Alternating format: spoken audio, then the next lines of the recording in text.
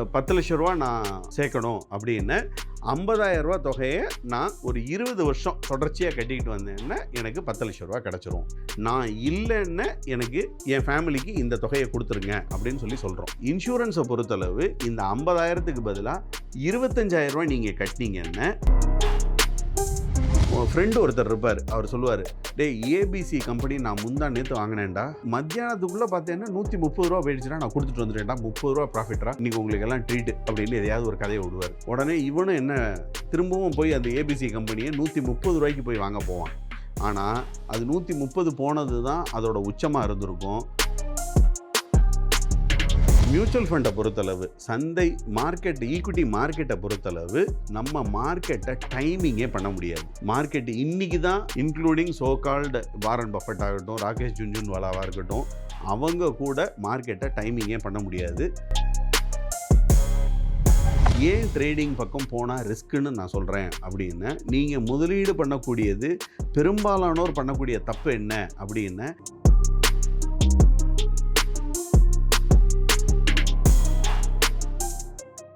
சிலருக்கு இன்சூரன்ஸுக்கும் எஸ்ஐபிக்கும் டிஃப்ரென்ஸ் தெரியாமல் இருக்காங்க. அதை பற்றி கொஞ்சம் சொல்லுங்கள் சார். இதில் டிஃபரன்ஷியேட் தெரியாமல் இருக்குங்கிறத காட்டிலும் இன்சூரன்ஸுங்கிறது நான் சொன்ன மாதிரி ஒரு பெரிய தொகை எனக்கு அடையணும். இந்த ரூ. 10,00,000 நான் சேர்க்கணும் அப்படின்னு ரூ. 50,000 தொகையை நான் ஒரு 20 வருஷம் தொடர்ச்சியாக கட்டிக்கிட்டு வந்தேன்னா எனக்கு ரூ. 10,00,000 கிடச்சிரும் அப்படிங்கிறது இது நார்மலான கணக்கு.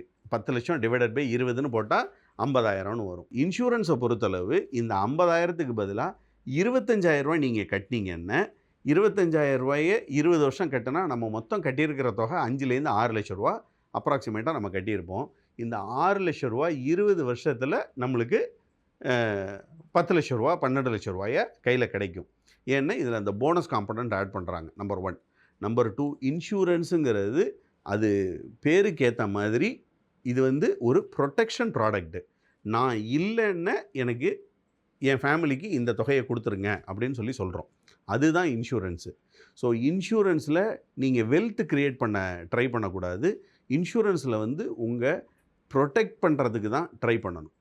மாறாக மியூச்சுவல் ஃபண்டை பொறுத்தளவு இதே 20 லட்ச ரூபாய்க்கு நீங்கள் நான் சொன்ன இந்த 25,000 நீங்கள் வருஷம் 20 வருஷம் நம்ம கட்டிக்கிட்டு வரோம், 50,000 20 வருஷம் கட்டிக்கிட்டு வரோம் அப்படின்னு நம்மளுக்கு இந்த 10 லட்சத்துக்கு பதிலாக ஒரு டபுள் த ரிட்டர்ன் தாராளமாக 20 வருஷத்தில் கிடைக்கும். எஸ்ஐபி தொடர்ந்து சரிவில் இருக்கும்போது அதில் இன்வெஸ்ட் பண்ணலாமா, இல்லை அது அப்பாகும் போது இன்வெஸ்ட் பண்ணால் நல்லா இருக்குமா? மியூச்சுவல் ஃபண்டை பொறுத்தளவு, சந்தை மார்க்கெட், ஈக்விட்டி மார்க்கெட்டை பொறுத்தளவு ஒரு விஷயத்தை நம்ம ஞாபகம் வச்சுக்கணும். நம்ம மார்க்கெட்டை டைமிங்கே பண்ண முடியாது. மார்க்கெட் இன்றைக்கி தான் வாங்க முடியும் அப்படிங்கிறது டைமிங்கே இந்த உலகத்தில் யாராலையுமே பண்ண முடியாது. Including so called Warren Buffett ஆகட்டும், ராகேஷ் ஜுன்ஜுன்வாலாவாக இருக்கட்டும், அவங்க கூட மார்க்கெட்டை டைமிங்கே பண்ண முடியாது. ஸோ எத்தனை வருடம் அவங்க அது உள்ளுக்குள்ளே இருக்காங்க அப்படிங்கிறது தான் கணக்கு.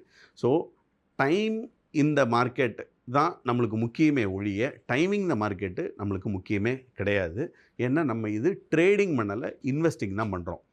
என்னுடைய தேவை, என் ஃபேமிலிக்கான தேவை, என் பையனோட படிப்பு, என் பொண்ணோட கல்யாணம், என்னோட ரிட்டையர்மெண்ட்டு இன்னையிலிருந்து அடுத்து ஒரு 20 வருஷத்தில் இருக்குது, 15 வருஷத்தில் இருக்குது அப்படின்னா அதுக்கேற்ற மாதிரி நான் முதலீடுகள் ஆரம்பிக்கணுமே ஒழிய நான் ஒரு 5 வருஷத்தில் நான் இதை பண்ணிடுவேன், 7 வருஷத்தில் பண்ணிடுவேன்னு சொல்லி குருட்டு கணக்கில் இறங்க முடியாது, இறங்கவும் கூடாது. ஃபஸ்ட் டைம் இன்வெஸ்டருக்கு ட்ரேடிங் பக்கம் போகலாமா? அவங்களுக்கு உங்களோட கருத்து என்னவாக இருக்கும்? ஃபஸ்ட்டு டைம் இன்வெஸ்டரு ட்ரேடிங் பக்கம் போகலாமா அப்படின்னு சொன்னால் அவங்களுக்கு அதில் நாலேஜ் இருந்ததுன்னு தாராளமாக போகலாம். ஏன் ட்ரேடிங் பக்கம் போனால் ரிஸ்க்குன்னு நான் சொல்கிறேன் அப்படின்னா, நீங்கள் முதலீடு பண்ணக்கூடியது பெரும்பாலானோர் பண்ணக்கூடிய தப்பு என்ன அப்படின்னா, என்கிட்ட 10,000 இருக்கும், இல்லைன்னா 50,000 இருக்கும். இந்த 50,000 வச்சு நான் மாருதி சுசுக்கி இன்றைக்கி ஒரு ஸ்டாக்கோட வேல்யூ 25,000. இந்த 25,000 ஸ்டாக்கை நான் 2 தான் வாங்க முடியும். ஆனால் இந்த இளம் முதல் தடவை மார்க்கெட்டுக்குள்ளே வர்றவங்களோட டெண்டன்சி என்னவாக இருக்கும்னு 2 ஸ்டாக்கை வாங்கி நான் இந்த 25,000 30,000 ஆகிறதுக்கு பதிலாக நான் 50 ரூபா ஸ்டாக்கு இல்லை 100 ரூபா ஸ்டாக்கு எங்கிட்ட இருக்கிற 50,000 நான் 5,000 ஸ்டாக் வாங்கிடுவேன்ல, இது டக்குன்னு ஏறிடும்ல அப்படின்னு சொல்லி ஒரு தவறான புரிதல், தவறான கணக்கு ஒன்று போட்டு அவங்க மாட்டிக்குவாங்க. இது நம்பர் 1. நம்பர் 2, அவங்களுக்கு கிடைக்கக்கூடிய டிப்ஸு. ஃப்ரெண்டு ஒருத்தர் இருப்பார். அவர் சொல்லுவார், டேய் ஏபிசி கம்பெனி நான் முந்தா நேற்று வாங்கினேன்டா, அது வந்து ₹100 வாங்கினது மத்தியானத்துக்குள்ளே பார்த்தேன்னா ₹130 போயிடுச்சுன்னா நான் கொடுத்துட்டு வந்துட்டேன்டா, ₹30 ப்ராஃபிட்ரா, இன்றைக்கி உங்களுக்கு எல்லாம் ட்ரீட்டு அப்படின்னு எதையாவது ஒரு கதையை விடுவார். உடனே இவனும் என்ன திரும்பவும் போய் அந்த ஏபிசி கம்பெனியை ₹130 போய் வாங்க போவான். ஆனால் அது 130 போனது தான் அதோட உச்சமாக இருந்திருக்கும்.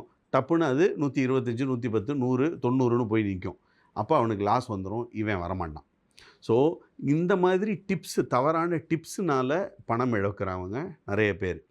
இதுக்கு பதிலாக நம்ம மியூச்சுவல் ஃபண்ட் வந்தோடனே இதே ₹50,000 ஒரு ஃபண்ட் மேனேஜர்கிட்ட நம்ம கொடுத்தோம் அப்படின்னா, ஒரு தீம்லேயோ 2 தீம்லேயோ அவர்கிட்ட நம்ம இன்வெஸ்ட் பண்ண கொடுத்தோன்னே அவர் நம்ம ஃபண்டை இதை விட பெட்டராக மேனேஜ் பண்ணுவார். அதனால் என்னை பொறுத்தளவு ஒரு புது இன்வெஸ்டராக வர்றாரு அப்படின்னா ஒரு மியூச்சுவல் ஃபண்டுக்கு கம்மியான ரிஸ்க் உள்ள ப்ராடக்ட்டுக்கு அவர் வந்தாருன்னா அது கரெக்டாக இருக்கும்.